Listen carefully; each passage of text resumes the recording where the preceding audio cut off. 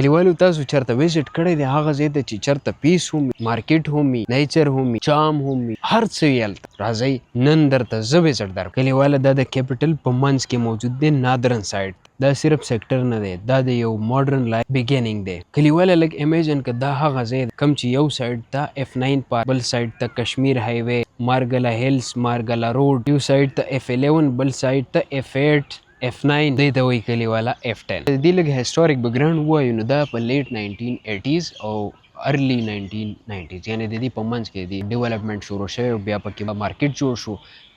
دا تقریبا داسې ووایه لکه د کراچي کلیپټن یا د لاهور گلبرګ هغسې دی ډیولپ کوو، خو دلته ایکسټرا څیز چې کوم دی هغه د نیچر ټچ و او دا یو ښه کمرشل هب جوړ شو د وخت تېرېدو سره سره. هغه ټیم کې خو اسلام آباد نوی نه و او ینګ و، لیکن اوس هغه لیول ته ورسېد. اوس د پراپرټۍ خبرو وکړو نو د دې پراپرټي ویلیو ډېرې های ده. ریزن د دې فیسیلیټیز او د دې لوکیشن. که د یو کنال کور خبره وکړو نو دا د 15 کروڑ نه شروع کېږي د 30 کروڑ پورې. دغه شان 10 مرله هاوس د 7 کروڑ نه 12 کروڑ پورې، مطلب هغه هم په لوکیشن باندې ډیپینډ کوي. دلته ډېر په مشکله سه پلاټس میلاویږي، د هغې وجه د دې پرایم لوکیشن. اوس راځو د F10 مرکز باره کې زه خبرې کوو. ون اف د موسٹ فیمس او انټرسټینګ مرکز کې شمارې کې د اسلام آباد. په دې کې ریسټورنټس دي، بوتیکس دي، کیفیز دي، هوټلز دي، دلته موبایل شاپس دي، افیسز دي، جیمز دي، دلته سلونز دي. د دین علاوه مشهور سپاټس په هغې کې جیسیز، هاوډي، تهذیب، بیکرز او سیکنډ کپ کیفې، نور هم ډېر برانډز موجود دي. دا د خلکو موسٹ فیوریټ ځای دی هینګ اوټس دپاره، شاپینګ دپاره، بزنس دپاره. زما هم موسٹ فیوریټ ځای دی. د هغې وجه دا ده چې دلته مونږه میموریز دي، فرینډز سره راغلي یو. د هغې نه علاوه دلته د دې سره F9 پارک دی او تاسو ته خو پته ده زمونږ د پښتنو نیچر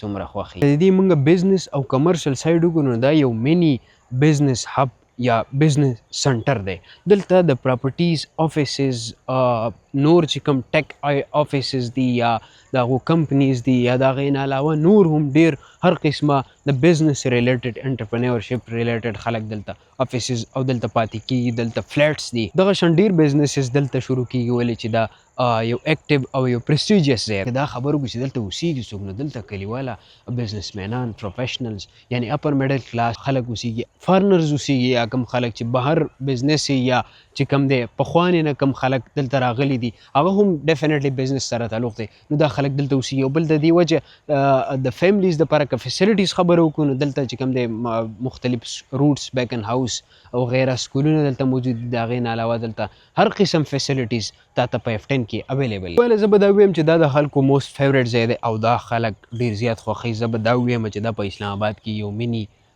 بل اسلام آباد دی ولې چې مارګله هیلز څنګه چې ما مخکې ویل F9 پارک. زه اوس شوټ F9 کې اخلم، د دې سره ټچ چې کوم دی ګیټ نه بهر وځم نو بیا به زه مرکز چې کوم شاپ بلډینګز دي، مارکیټ دی، د هغې شوټ به واخلم، هغه به بیا زه یوز کوم. دا قیصه وه د F10 مرکز، د F10 سیکټر. نو تاسو له به ضرور مزه درکړي او دا ویوز دې هر څه به تاسو له ډېر خوند درکړی او تاسو به هم په دې باندې سوچ کوئ چې مستقبل تاسو هم خپل دلته راوړئ. نو انشاءالله دغسې به نورې هم قصې راوړو سیکټرو باره کې، مارکیټس باره کې، بزنسز حوالې سره.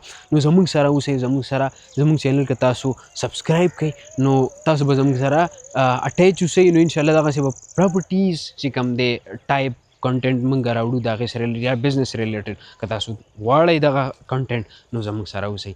انشاءالله میلاویږو په نیکسټ کهانۍ سټورۍ کې. الله حافظ.